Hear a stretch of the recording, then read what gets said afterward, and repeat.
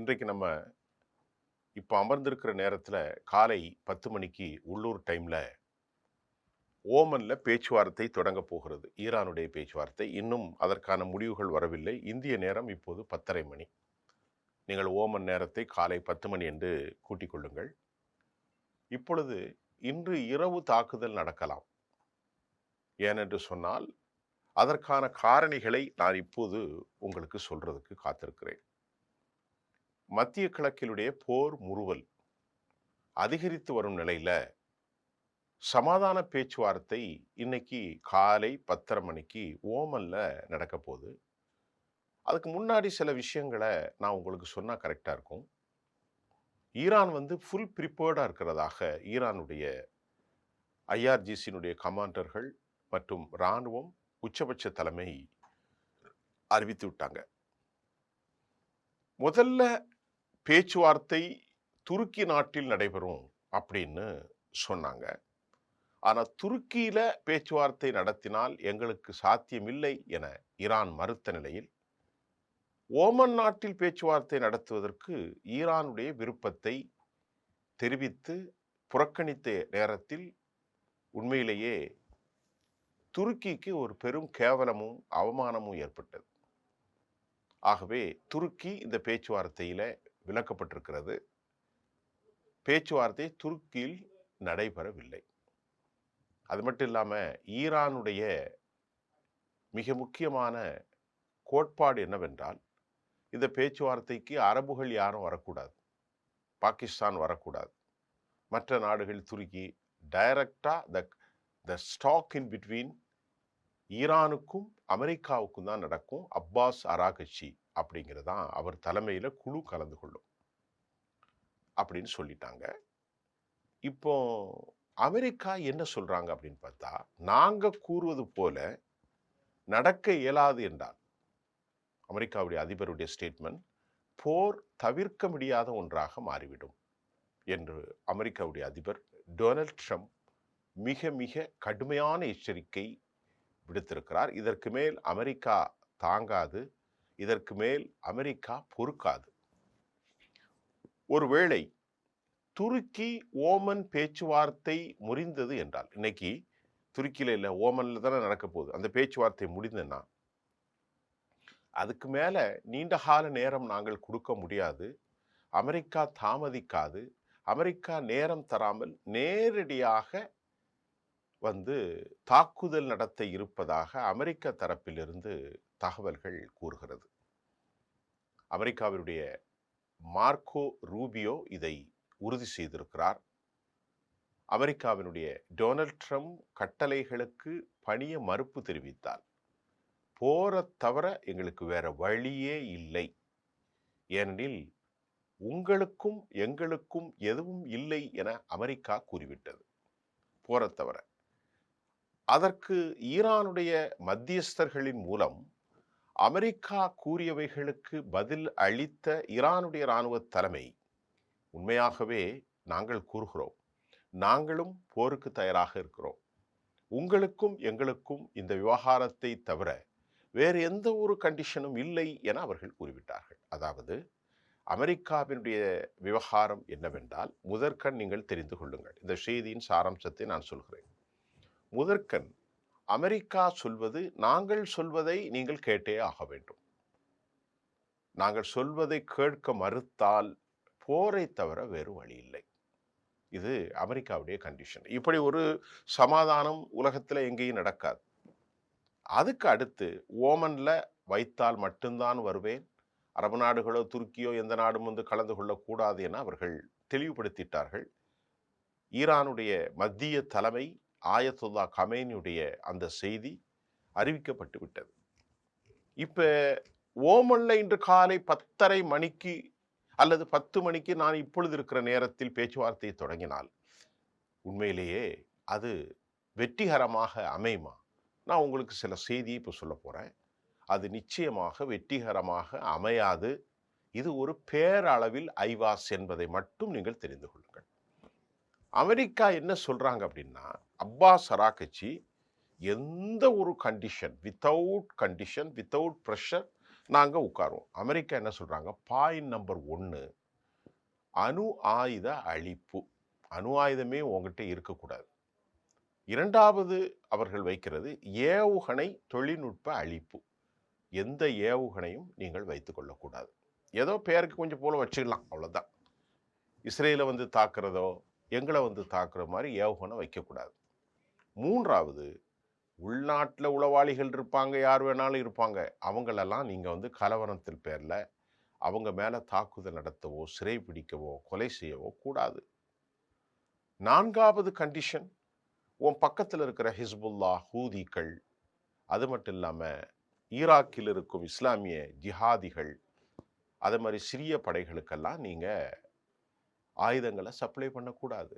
அப்ப என்ன செய்யணும்னு அமெரிக்கா சொல்லுதுன்னா, நாங்க வந்து ஆயுதங்கள வைத்துக்கொள்வோம். நாங்கள் பேரழிவு ஆயுதங்களை வைத்துக்கொள்வோம். நாசகார ஆயுதங்களை வைத்துக்கொள்வோம். நாங்கள் இஸ்ரேலுக்கு சப்ளை செய்வோம். இஸ்ரேல் எல்லாம் வைத்துக்கொள்ளும். 90க்கும் மேற்பட்ட அணு ஆயுத குண்டுகள்லாம் வைத்துக்கொள்ளும், அணுகுண்டுகள்லாம். ஆனா நீ மட்டும் வைக்கக்கூடாது. நல்ல நியாயமா இருக்குது அல்லவா? ஏனென்றால் நான் உலகத்தின் சக்கரவர்த்தி என்ற ஒரு தொனியில் அமெரிக்கா வந்து கூத்தாடுகிறது. இப்போ அப்பாஸ் அராகச்சி என்ன சொல்கிறார் என்று சொன்னால், இங்க பாருங்க. பேச்சு 1 அணு ஆயுதத்தை மட்டும்தான். அந்த விட்டு போட்டு ஏவுகணை பத்தி பேசுறதோ, எங்க உள்நாட்டுடைய விவகாரங்கள்ல அமெரிக்கா தலையிடுவதோ, அது மட்டும் இல்லாம நாங்க ப்ராக்ஸிகளுக்கு சப்ளை பண்றதோ, இதையெல்லாம் நீ பேசக்கூடாது என்று அமெரிக்காவுக்கு ஒரு நற்செய்தி என்று இவர்கள் அறிவித்திருக்கிறார்கள். அப்ப இன்னைக்கு எந்த அடிப்படையில உட்கார போறாங்கங்கிற பத்தி பிரீஃபான ஸ்டேட்மெண்ட் நமக்கு வெளியாகவில்லை என்றாலும், அமெரிக்காவுக்கு கண்டிஷன்ஸ் போட்டது இப்ப நமக்கு தெரிஞ்சிருக்கு. அவ்வளவுதான். இப்ப அவங்க என்ன சொல்றாங்க, உலகத்தில் பெரிய தொழில்நுட்ப வல்லுனர்கள் கெர்ரம் ஷோர், ஃபோர், அது மட்டும் இல்லாம சிஜ்ஜீல், அது மட்டும் இல்லாம ஃபராக்ஸ், நிறைய ஏவுகணைகளை அவர்கள் வைத்திருக்கிறார்கள். இந்த ஏவுகணைகள கிளஸ்டர் ஏவுகணைகளும் உண்டு. உலகத்தில் பலிஸ்டிக்ஸிலும் ஹைப்பர்சோனிக் தொழில்நுட்பத்திலும் பெரிய அளவில் சாதனை படைத்த ஈரான் 2000 கிலோமீட்டர் இலக்கை துல்லியமாக்கும் தாக்கக்கூடிய இந்த பலிஸ்டிக்கை தாக்கினால் டெல் அவியில் 12 நாட்கள் பெற்ற அனுபவம் அவர்களுக்கு பெரும் சூடு. ஆகவே அதனை கைவிட்டணும். அதை எப்படி விடுவாங்க? இந்த கர்ரம் ஷோர், அப்புறமா ஹைபர் ஷெகான், அத மாதிரி நிறைய விஷயங்கள் இருக்கிறது. சிஜ்ஜீல், கதர், புதுசு புதுசா மிராஜ், இமாம், நிறைய பேர் இருக்கு. அது தேவையில்லை. அவ்வளவே நீ கையில விட்டுட்டு தான் நீ இருக்கணும். கையில ஒரு துப்பாக்கி மட்டும் வைத்துக்கொள். அப்புறம் நாட்டுல போர் நடந்தா நாங்க உளவாளிகளை வச்சு உன்னை கண்காணிப்போம். அதனை பிடிக்கக்கூடாது. நாங்க பிடிப்போம், நீ பிடிக்கக்கூடாது. ஏன்னா இன்னைக்கு மேற்கு கரையில யாரெல்லாம் இஸ்ரேலுக்கு எதிராக இருக்கிறார்களோ அவர்களுக்கு மரண தண்டனை சட்டம் கொண்டு வந்துட்டான். ஆனா நீ செய்யக்கூடாது. ஏவுகணை வைக்கக்கூடாது, அணு ஆயுதம் வைக்கக்கூடாது, உள்நாட்டில் பிரச்சனை வந்து அவர்களை கை செய்யக்கூடாது, அவர்களை பிடித்து சட்டம் கொடுக்கக்கூடாது. உனக்கு ஆதரவாக வெளியே ஹவுதிகள் இருக்கக்கூடாது, உனக்கு ஆதரவாக ஹிஸ்புல்லா இருக்கக்கூடாது, உனக்கு ஆதரவாக ஷியாட்டி ஹிஸ்புல்லா இருக்கக்கூடாது, உனக்கு ஆதரவாக யாரும் இருக்கக்கூடாது. எப்படிப்பட்ட ஒரு சமாதானம் என்பதை நீங்கள் இதை புரிந்து கொண்டால் நமக்கு தெரியும். இதற்கு ஒத்துழைக்காத பட்சத்தில் ஒத்துழைக்க போவதில்லை. போர் உறுதியாகிவிட்டது. அதை மட்டும் நான் இப்போ சொல்ல போறேன். இதற்கிடையில அமெரிக்காவோட அவர்களுடைய நட்பு கூட்டாளிகளான அரபுகள் ரொம்ப கெஞ்சி கூத்தாடி வருவதாக மத்திய கிழக்கிலிருந்து மத்திய கிழக்கு நாடுகள் மத்தியில பெரும் பதட்டம் தொட்டி கொண்டது. அரபு நாடுகள் சொல்றாங்க, அமெரிக்காவிடத்துல எங்களுடைய தொழில்கள் சோலி முடிந்துரும். மக்கள் ரெவல்யூஷன் வந்தால் ஆட்சி கவிழ்ப்பு சாத்தியம் இருக்கும். மிகப்பெரிய அபாயம் மத்திய கிழக்கில் அதிகரிக்கும் வகையில் நிலைமை இருப்பதால ஒமனின் பேச்சுவார்த்தையில நீங்க நடத்தி ஒரு சரியான தீர்வை எட்ட வேண்டும் என தங்களது முதலாளி அமெரிக்காவிடம், டொனால்ட் ட்ரம்பிடம் அவர்களுக்கு நெருக்கமான அரபு நண்பர்கள் தயவு செய்து ஒரு கண்டிஷனை மட்டும் பேசுங்க என்று, ஈரான் நாட்டின் மீது நீங்க போர் தொடுக்காதீங்க என்று வெளிப்படையாக பகிர்ந்து கொள்கிறார்கள் என்ற செய்தி வந்திருக்கிறது. அரபு நாடுகளுடைய இந்த கெஞ்சல் காரணமாகத்தான் துருக்கியில் நடக்கிற பேச்சுவார்த்தையை ஒத்திவைத்து ஒமனில் பேச்சுவார்த்தை நடத்த இருப்பதாகவும் செய்திகள் வெளியாகியது. இப்ப அணுசக்தி கைவிடல் சாத்தியங்கள் ஒருபோதும் இல்லை. அப்ப அணுசக்தி கைவிடல் ஒருபோதும் சாத்தியம் இல்லை என்றால் அப்புறம் எப்படி ஏவுகணைகள் மிசைலை கைவிடுவாங்க? எப்படி ப்ராக்சிகள்லாம் போகும்? அதெல்லாம் சாத்தியமே கிடையாது. இப்ப இதுல முக்கியமாக ஒரு திட்டம், இந்த போர் நடக்கக்கூடாது என அரபுகள் கெஞ்சிக் கொண்டிருக்கிற நேரத்தில் மற்றொரு முனையில் இந்த போரை நடத்த வேண்டும் என்று இஸ்ரேலின் சார்பாக இஸ்ரேல் அமெரிக்காவுடைய விசேட தூதர் ஸ்டீவ் விட்காஃப் இடத்தில் மிக முக்கியமாக விவகாரங்களை கையாள்வது குறித்து ஆலோசனை மற்றும் இராணுவ பகிர்வு நிலைகளை குறித்தும் பிராக்சிகளை காலி செய்வதை குறித்தும் திட்டமிட்டு வருவதாக இஸ்ரேலை மேற்கோள் காட்டி செய்திகள் வருகிறது. சமாதானம் சாத்தியமான ஒன்றா? அது சாத்தியம் இல்லை. யூரோப்பு நாடுகளில் உள்ள, நான் ஏற்கனவே சொல்லியிருந்தேன், பலவேறு ஈரானுடைய ஆயுத குழுக்கள் அங்கே வருங்காலத்தில் பல தாக்குதல் நடத்தினாலும் ஈரோப்பும் இஸ்ரேலும் போர் நடத்த வேண்டும் என்று விரும்பியது உண்மைதான். ஆனால் அமெரிக்கா யோசிப்பதற்கு நிறைய காரணம் இருக்கு. இந்த போர்ல எப்படியாவது அமெரிக்காவை இழுத்து விட்டோம்னு பெஞ்சமின் நெத்தன்யாகு அவர் நாட்டிலிருந்து இஸ்ரேல் சமீரை அனுப்பியிருக்கிறார். டேவிட் பர்னேயோடு பேச்சுவார்த்தை நடக்கிறது. இஸ்ரேல் கட்சன் அது சொன்னோம். இப்ப போர் ஆரம்பித்தது அப்படின்னு எப்படி சொல்றீங்க? நான் நிச்சயமா ஷாஹித் 139 மூலமாக அமெரிக்கா இந்த ஷாஹித் 139 சுட்டு வீழ்த்தியதில் இருந்தே அமெரிக்காவுக்கு நிலைமையை கட்டுப்படுத்த இயலாமல் இனி வரும் தாக்குதல்கள் அதிக பாதிப்புகளை ஏற்படுத்தும் போர் வாய்ப்புகள் அதிகம் உள்ளன. ஏன்னா போர் ஆரம்பிச்சாச்சு. ஈரான் ஏராளமான அளவில் தற்கொலை ட்ரோன்கள் ஷாஹித் மற்றும் சில பல ரகசிய ஆயுதங்களை அவர்கள் தயார்படுத்தி வைத்திருக்கிறார்கள்.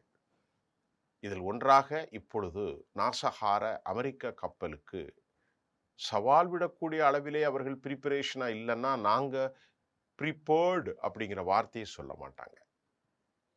ஏன்னா போர் அங்க 27 கார்கோ விமானங்களின் மூலம் கொண்டு இறக்கிட்டாங்க.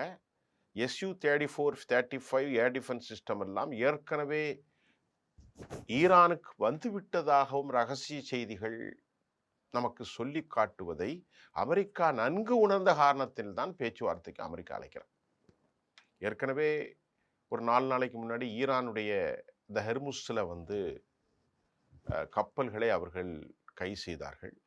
இப்ப நேற்று என்ன நடந்திருக்குன்னா, ஈரானுடைய பக்கத்தில் அந்த கப்பலை விட்டாங்க. இப்ப நேற்று நடந்த சம்பவத்தை உங்களுக்கு சொல்றேன். ஏற்கனவே பிடிச்சது அமெரிக்காவோட பேச்சுவார்த்தை நடக்கிறதுனால ப்ராப்ளம் வந்துடக்கூடாதுன்னு விட்டுட்டாங்க.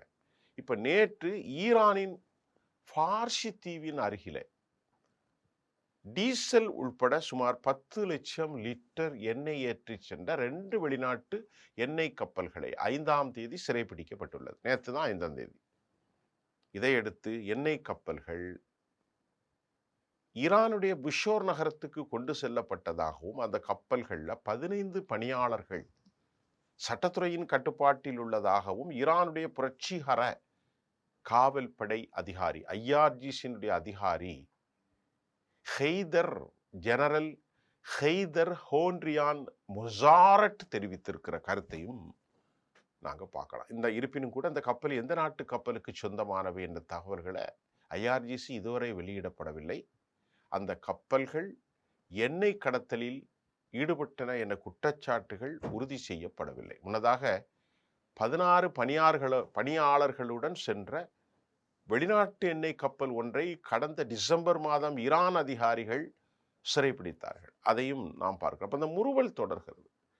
ஈரானுடைய முதலில் போர் நடந்தால் அரபு நாடுகளில் இருக்கும் அமெரிக்காவினுடைய தளங்கள் முழுமையாக காலி செய்யும், அடித்து நொறுக்குவதற்கான திட்டம். கத்தரை, சவுதி அரேபியா, யுனைடெட் அரபு எமிரேட், ஜோர்டான், எங்கெல்லாம் அமெரிக்காவுக்கு தளம் இருக்கிறதோ, பஹ்ரைன், எல்லாவற்றையும் காலி செய்வார்கள்.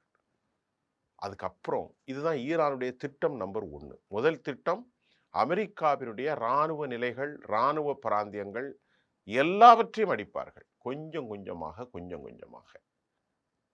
அதே நேரத்தில் உலகத்தினுடைய சப்ளை செயின்ல 20-30% வைத்திருக்கிற ஹெர்மூஸ் பிராந்திய கடல் பகுதியில் வரும் அமெரிக்கா மற்றும் யூரோப்பிய ஒன்றியம் அரபு நாடுகள் கப்பல்களை முற்றிலுமாகி தாக்கி அளிக்கக்கூடிய வகையில் செகண்ட் பிளான் இருப்பதாக சொல்லப்படுகின்றது. அமெரிக்காவினுடைய உள்நாட்டு குழப்பம் மற்றும் ஜெஃப்ரி எப்ஸ்டீனுடைய டைரி விவகாரத்தில் உலக கவனங்களை திருப்பும் வகையில் அமெரிக்க அதிபர் டொனால்ட் ட்ரம்ப் ஈரான் மீது போர் நடவடிக்கைகள் சாத்தியக்கூறு உள்ளது என்பதையும் நான் இப்போ உங்களுக்கு சொல்றேன். ஏனென்று சொன்னா மார்க்கோ ரூபியோ சொல்கிறார், வேறு வழியே கிடையாது, உனக்கும் எனக்கும் எந்த பேச்சுவார்த்தையும் இல்லை, உனக்கும் எனக்கும் எந்த தகராறும் இல்லை, நானும் உனக்கும் அங்காளி பங்காளிகள் அல்ல, தாக்குதல் ஒன்றுதான் இலக்கு. அமெரிக்காவினுடைய ராஜ்யத்துறை வெளிவிவகாரத்துறை அமைச்சர் மார்க்கோ ரூபியோ, ஸ்டீவ் விட்காஃபினுடைய வருகை, டொனால்ட் ட்ரம்புடைய பேச்சு, இன்று ஓமனில் காலை தொடங்கக்கூடிய பேச்சில் அநேகமாக 100க்கு 100 விழுக்காடு எந்த நிலையிலும் இந்த கண்டிஷன் அவங்க ஏற்றுக்கவே மாட்டாங்க. முதல் கண்டிஷனே கொலாப்ஸ் ஆயிரும். அணு ஆயுதங்கள் கைவிடப் போவதில்லை, ஏவுகணைகளை கைவிடப் போவதில்லை, ப்ராக்சிகளின் சப்போர்ட்டை கைவிடப் போவதில்லை, உள்நாட்டு விவகாரத்தில் உளவாளிகள் போராடுபவர்களை கைது செய்யாமல் அவர்கள் இருப்பதில்லை. ஆகவே தெளிவாக ஈரானுடைய உச்சபட்ச தலைவர் ஆயத்துல்லா கமேனி அறிவித்திருக்கிறார், நாங்கள் தயாராக இருக்கிறோம், இறைவனுடைய உதவியால். அவர் சொன்ன பாயிண்ட் உங்களுக்கு சொல்றேன், இறைவனுடைய உதவியால் நாங்கள் வெற்றி பெறுவோம் அப்படின்னு சொல்லியிருக்கார். இருந்த போதிலும் ஈரான் இவ்வளவு தைரியமாக, இவ்வளவு அழுத்தம் திருத்தமாக, இவ்வளவு ஆளுமையாக பேசுவதற்கான காரணங்கள் நமக்கு புரியவில்லை தான். அந்த அளவிற்கு அமெரிக்காவை எதிர்த்து, அரபுகளை எதிர்த்து, இஸ்ரேலை எதிர்த்து ஒரு தனியாக ஒரு தேசம் போரிட வேண்டும் என்றால் அந்த நாட்டில் இருக்கிற ஏராளமான கிரைஸ்கள், பணம், பொருளாதாரம், நாளைய நிலைமைகளை எல்லாம் யூகிக்காமல் இவ்வளவு அழுத்தமாக ஆயத்துல்லா கமேனி பேசுவது, அவருக்கு கீழ்தான் அனைத்து அதிகாரங்களும். மசூத் பெஷஸ்கியான் போன்றவர்கள்லாம் எதுவும் செய்ய முடியாத நிலையில் போர் அறிவிப்பு எப்போதும் வரலாம். தொடர்ந்து அப்படி ஒரு நிலைமை வரக்கூடாது என்பது நமக்கு அமைதி மண்டலம் வர வேண்டும். இருந்த போதிலும் தொடர்ந்து பார்ப்போம். அடுத்த செய்திகளோடு நான் உங்களை சந்திக்கின்றேன். நன்றி.